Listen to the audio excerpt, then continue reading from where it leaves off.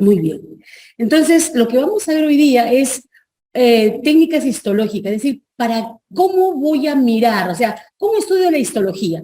Ustedes han visto, por ejemplo, en el curso de anatomía que han llevado ayer, ¿no es cierto?, que lo pueden hacer con un cadáver, ¿sí? O pueden hacerlo de repente con algunos programas digitales que uno puede ir estudiando cada una de las partes del cuerpo humano.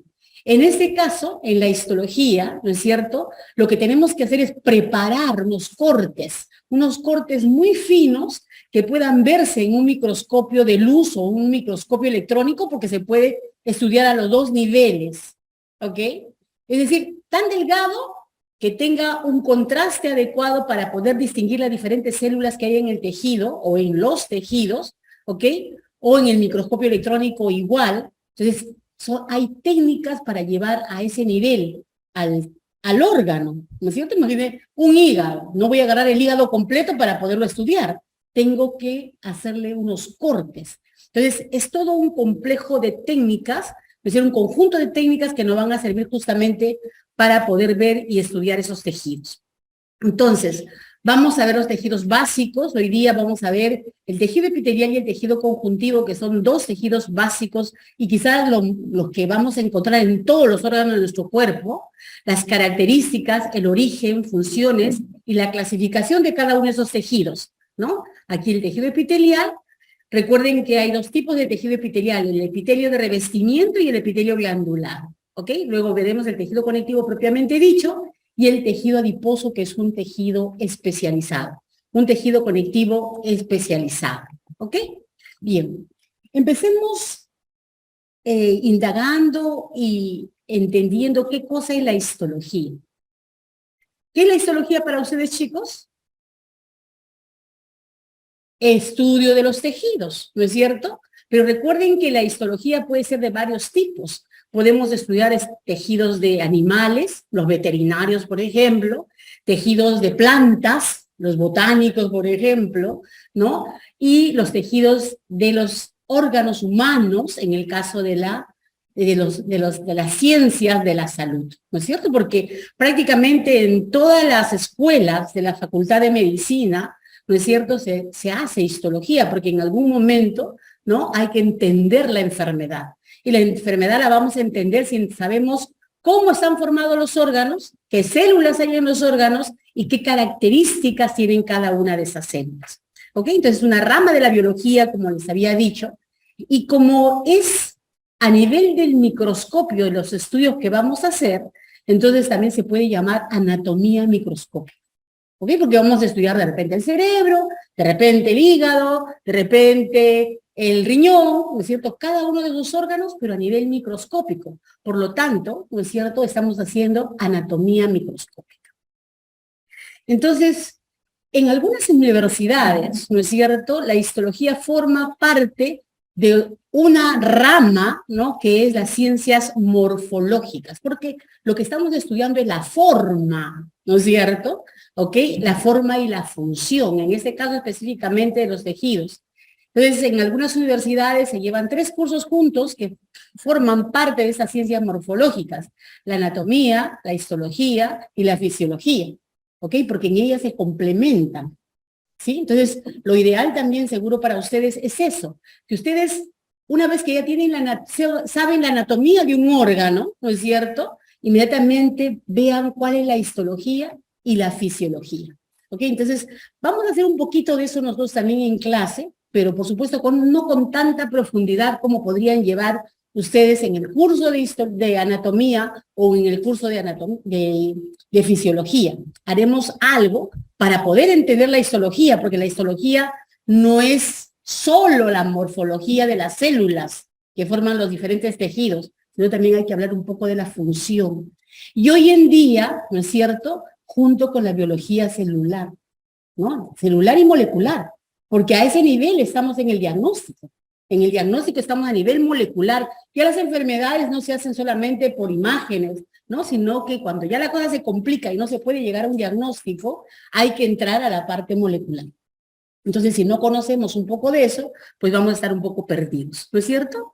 ¿Ok? Entonces, la histología, como les decía, es el estudio de las células de los tejidos normales, lo que permite la comprensión de los procesos fisiológicos y patológicos, ¿no? Si no sabemos cómo funciona una célula de forma normal, no podemos entenderla cuando ella está enferma, ¿ok? Entonces, esto es lo que vamos a ver nosotros. Por supuesto, siempre, ¿no? Basándonos en el cuerpo humano.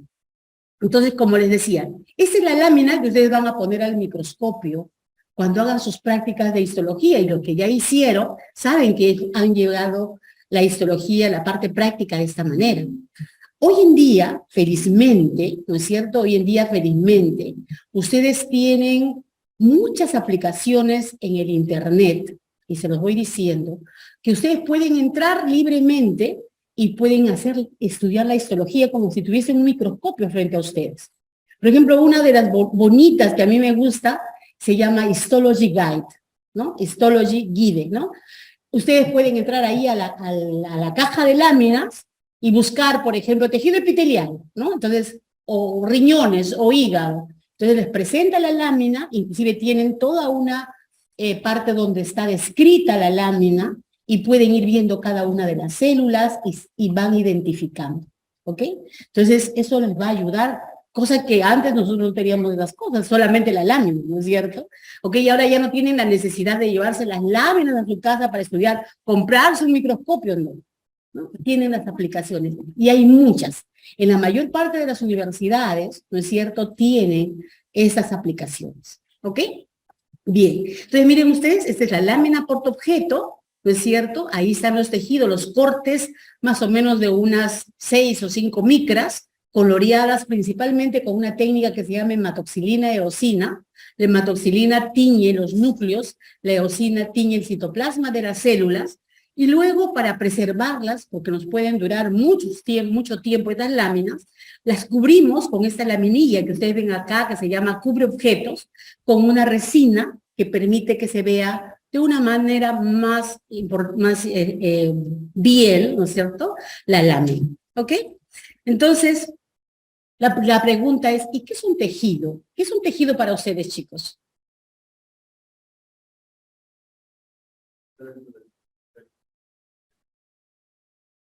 Que un conjunto de células, ¿no es cierto?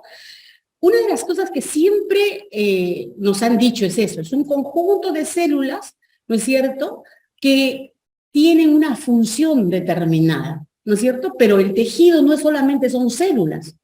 Todos los tejidos, todos, sin excepción, ¿no es cierto?, algunos más, otros menos, tienen alrededor de ellas una parte del tejido que se llama la matriz extracelular. ¿Okay? Entonces, el tejido es células más matriz extracelular, relacionándose, comunicándose entre ellas. ¿Ok? Entonces, las células dependen de la matriz extracelular, y la matriz extracelular depende de las células. ¿Entienden? ¿Ok? Ahora, otra pregunta que me gustaría hacerles. ¿Las células de un tejido, todas tienen la misma función? Porque también es otra de las formas como a veces dicen que tienen la misma función, pero no es cierto. Habrá tejidos que están formados por células iguales y todas esas células tienen la misma función, pero hay tejidos como el tejido conjuntivo, por ejemplo, que tiene diferentes formas de células, y cada célula tiene una función diferente, pero siempre la misma función, ¿ok? Por eso cuando nosotros definimos tejido, decimos, es uno de los niveles de organización biológica, porque recuerden, es el primer nivel de organización de vida, ¿cuál es? La célula. Luego vienen los tejidos, ¿no es cierto? Luego vienen los órganos y luego vienen los sistemas, ¿ok? Y luego vendrá pues el individuo, ¿cierto? ¿Ok? Entonces es un nivel de organización de los seres vivos, pero ese es un conjunto de células diferenciadas que se relacionan entre sí y con la matriz extracelular. ¿Para qué? Para cumplir una función determinada. ¿Ok? Por ejemplo, en esta imagen, ¿alguien reconoce esta imagen? ¿Sabe qué tejido es? Corazón, ¿es una lámina del corazón? No es una lámina de corazón, parece una lámina de corazón, ¿ok? Pero si ustedes se dan cuenta, las células son fusiformes y los núcleos también son fusiformes. Es verdad, es un músculo, pero no es un músculo cardíaco, es un músculo liso, ¿ok? Es un músculo liso posiblemente de alguna de las vísceras, del intestino, del estómago, de alguna parte de estas. Pero lo que yo quiero que vean ustedes acá, aquí las células, por ejemplo, todas se parecen, son iguales, ¿ok? Pero entre célula y célula ven un espacio. Ese espacio, a veces muy pequeño, a veces muy grande, como acá, por ejemplo, ¿ok? Vamos a ver que hay un espacio que parece blanco aquí, que parece que no tuviese nada, pero no, ahí hay matriz extracelular, ¿ok? Entonces los tejidos están formados por células y por matriz extracelular. Es muy importante que ustedes lo tengan en cuenta, ¿ok? Vamos a ver rápidamente los pasos de las técnicas histológicas. Oye, la primera cosa que tenemos que hacer para poder hacer la histología es obtener la muestra. Y la muestra la podemos obtener de muchas maneras. A veces de una cirugía, ¿no es cierto? Otros de una biopsia. ¿Qué será una biopsia, chicos? Es un pedazo de tejido tomado en vivo, ¿no es cierto? Tomado en vivo. Por ejemplo, podemos hacer una biopsia de riñón, por ejemplo. Entonces, en la biopsia de riñón se utilizan unas agujas especiales. Por supuesto, a veces hay que verlas con una ecografía y uno va buscando la parte del riñón que va a tomar y hace un aspirado y toma la muestra, ¿no es cierto? Otras veces se hace, por ejemplo, quiero tomar una muestra de tiroides. Con una aguja también se hace un aspirado de tiroides y se toma la muestra. En otros casos hay que cortar, ¿no es cierto? Y hay que hacer una cirugía, ¿no es cierto? Para poder tomar una parte del órgano para poder estudiarlo. Por ejemplo, cuando tenemos algunos tumores, ¿no es cierto? Ustedes saben que cuando se detecta a tiempo se puede cortar una parte del órgano y sacar el tumor. Y luego para poder estudiarlo se manda a anatomía patológica y ahí cortan el órgano. Puede ser un estómago, un intestino, lo cortan y buscan, ¿no es cierto?, el tumor para ver en qué grado está ese tumor, que es muy importante para el diagnóstico y hacer el tratamiento, si es que hay que hacer algún tratamiento. ¿Ok? Entonces la obtención de la muestra es un paso muy importante. ¿Ok? Una vez que está obtenida la muestra, lo voy a fijar. ¿Qué significa fijar? Fijar significa matar a las células del tejido. ¿Ok? Las tenemos que matar, pero no las matamos de cualquier manera, sino tenemos que buscar la forma de que esas células se mantengan lo más parecido a cuando estaban vivos. ¿Ok? Entonces, para eso habrá que usar fijadores químicos o físicos, dependiendo para qué hago yo la histología. ¿Ok? Normalmente el químico, el más usado es el formol. Formol al 10%, ¿ok? Pero normalmente se prepara en un buffer, en un tampón, para que las condiciones del medio no sean muy bruscos y no pueden causar muchas retracciones en los tejidos, ¿ok? Entonces se hace la fijación. Ahora, dependiendo qué coloración voy a usar, ¿ok? Porque eso va a depender mucho, chicos. Si ustedes ya llevan, imagínense, anatomía patológica, van a ver que no solamente la histología con hematoxilina y eosina es la única técnica de coloración, hay muchas técnicas de coloración, y va a depender qué cosa es lo que quieres buscar, qué cosa es lo que quieres ver, ¿ok? Entonces, dependiendo qué coloración vas a usar, también la técnica de fijación puede cambiar, ¿ok? Entonces, el siguiente paso es la deshidratación y el aclaramiento. ¿Qué será deshidratar? Quitar el agua. Recuerden ustedes que todos los tejidos, y en este caso las células del tejido, ¿cuánto de agua tienen? Casi el 65%, ¿no es cierto? Es agua. Entonces hay que quitarlo. Y ustedes se preguntarán, ¿para qué hay que quitarlo, profesora? ¿Por qué no se puede quedar? Porque esa agua la vamos a reemplazar con un medio que nos permita cortarlo. ¿Ok? Entonces, pues hay que quitarle el agua, ¿ok? Y eso cuando yo digo aclaramiento, es ponerle una solución que se llama generalmente Silol, ahora hay muchos en el mercado, ¿ok? Pero que permite entrar a la parafina, ¿no? La parafina, ustedes han visto, ¿saben lo que es la parafina? Una cera, que cuando se endurece, ¿no es cierto?, le da resistencia al tejido. Entonces, este silol permite que la parafina entre a todas las células del tejido. ¿Ok? El siguiente paso será la inclusión. ¿Qué significa incluir? Significa poner el tejido ya embebido en parafina en un molde, ¿no? A eso lo llamamos taco. Ahora lo vamos a ver imágenes para que ustedes no se pierdan. Luego se hacen los cortes. Los cortes se hacen en un aparato que se llama micrótomo, que tiene una cuchilla de acero y que corta, ¿no es cierto?, a 4 micras, 5 micras, dependiendo qué es lo que quieras ver. Lo ideal es lo más delgado posible. Mientras más delgado, podemos hacer mejor los estudios. 3 micras sería lo ideal, ¿no es cierto?, el corte.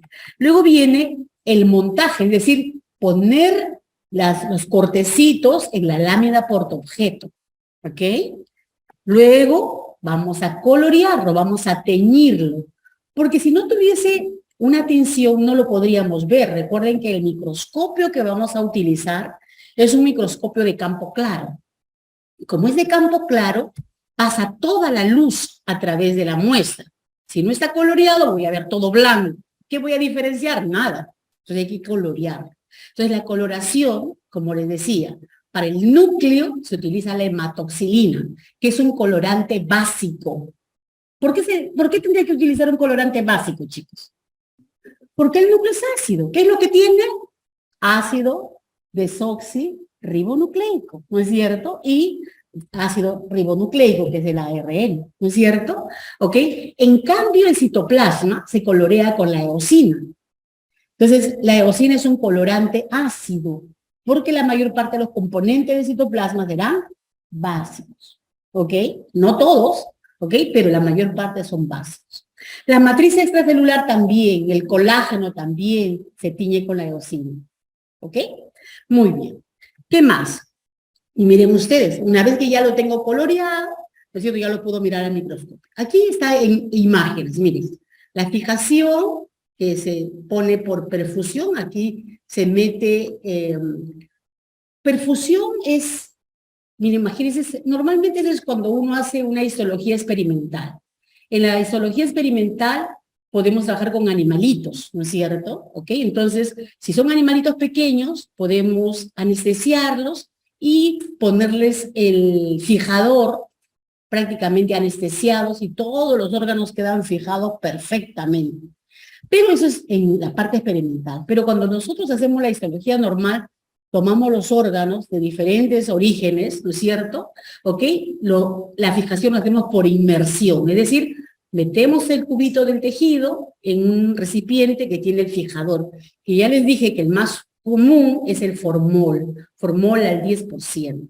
¿Ok? Luego lo deshidratamos. Para deshidratar utilizamos una batería de alcoholes, como ven ustedes acá, etanol, ¿no es cierto?, que va de menos a más. El más es el absoluto, ¿ok? Luego viene el intermediario, que ese es el aclaramiento, está el silol, ¿no es cierto?, miren ustedes. Y luego embebemos con la parafina, pero como la parafina, ¿no es cierto?, a medio ambiente, a la temperatura medio ambiente es sólida, para que esté líquida tenemos que ponerlo a 60 grados centígrados en una estufa. Entonces allí penetra, miren ustedes, penetra la parafina a los tejidos para reemplazar al lado, y luego lo ponemos en estos moldes, que eso es justamente la inclusión. Y ya tenemos el molde para poderlo cortar. ¿Ok? Listo, ya tenemos el taquito. Claro, eso no es tan rápido, ¿no? Cada paso lleva su tiempo, ¿no? Entonces en un día podemos, hasta en 2 posiblemente podemos sacar un caso. ¿Ok? Bien. Entonces ahora ya que ya sabemos cómo tengo mi lámina, ¿no es cierto? Ahora vamos a estudiar los tejidos. Y vamos a, primero, a reconocer cuáles son los tejidos básicos del cuerpo. ¿Alguien recuerda cuáles son los tejidos básicos del cuerpo? Epitelial, conjuntivo o conectivo, muscular y nervioso. Los 4. Nada más. Alguien por ahí me diga, profesora, ¿y el cartílago? Y el tejido óseo, no. Esos son tejidos conectivos especializados. Es decir, está dentro de los mismos tejidos conectivos. ¿Ok? Entonces, aquí están los 4 tipos, como les digo, y lo que vamos a estudiar, ¿no es cierto? Los tejidos que tienen células, que se agrupan en células para que formen los tejidos, los órganos, ¿no es cierto? ¿Ok? Y no nos olvidemos que cada tejido, ¿por qué se distinguen los tejidos? Porque tienen células de formas y tamaños diferentes, con funciones diferentes. La matriz extracelular también tiene una determinada cantidad y constitución diferente, ¿ok? Y funciones también diferentes. El epitelio no puede tener las mismas funciones que el tejido conjuntivo, son funciones diferentes, ¿no? Y eso es lo que vamos a estudiar nosotros hoy día.